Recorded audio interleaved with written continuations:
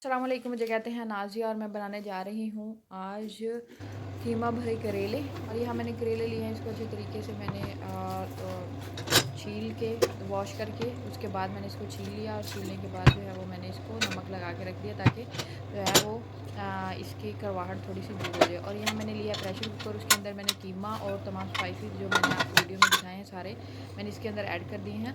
और अभी जो है वो कीमा जो है कीमा जो मैंने बनाया है उसके अंदर ये था, एक तो स्पाइस मैंने ऐड किए थे और दूसरा जो मैंने इसको पील आउट किया था सारे छिलके हैं जो मैंने इसके अंदर डाल दिए थे।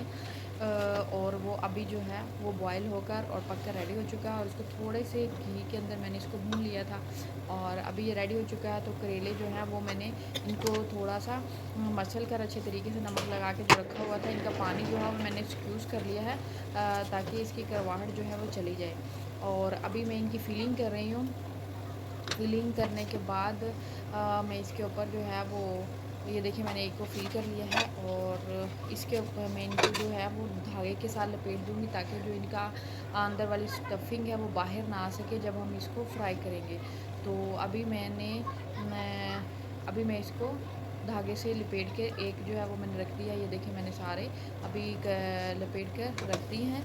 और अभी मैं एक लूँगी अलहदा पैन और उसके अंदर मैं ऑयल डालूँगी। ऑयल इतना ज़्यादा नहीं डालना जो कोई डीप फ्राई हो जाए, थोड़ा सा ऑयल होना चाहिए जो बस जिसमें थोड़ा डीप हो जाए। और उसके बाद जो है वो इसकी मैं आपको ट्रिक बताती हूँ, ये कि इसको कवर करना है, खाली कढ़ाई में वैसे नहीं रखना। और जो स्टीम होगा हल्की आंच में ये रखें। अगर हल्की आंच में रखेंगे ये बहुत ज़्यादा ग्रीन भी रहेंगे और अच्छे तरीके से ये पक भी जाएंगे, कि ब्लैक बहुत ज़्यादा नहीं ब्लैक होंगे, हल्के हल्के लाइट ग्रीन रहेंगे और बहुत ही ज़बरदस्त मज़ेदार से बनते हैं। और अच्छा जी, अभी मैं ये एक अलहदा मैंने पैन ले लिया है। अभी इसके अंदर जो है मैं ऑयल डाल दूँगी और ऑयल को हल्का सा गर्म होने दूँगी। और गर्म होने के बाद जो है वो मैं इसके अंदर करेले डालूँगी।